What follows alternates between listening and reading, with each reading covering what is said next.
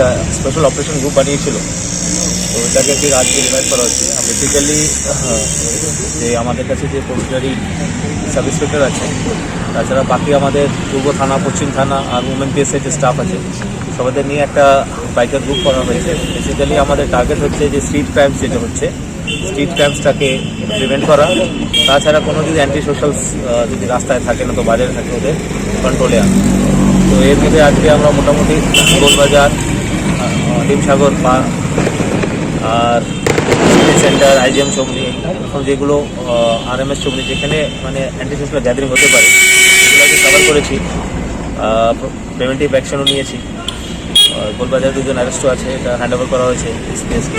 প্রচুর country liquor আমরা destroy করেছি, আর যে ফরেন লিকার আছে এটা হ্যান্ড ওভার করা হয়েছে এসপিএস। তো এটা মানে আমরা ফির রিভাইভ করছি, এটা রেগুলার থাকবে। টাউনের মধ্যে বাকি যে সাব ডিভিশন আছে, দুটো আমতলী এসএসসি, ওখানেও এরকম অপারেশন হবে।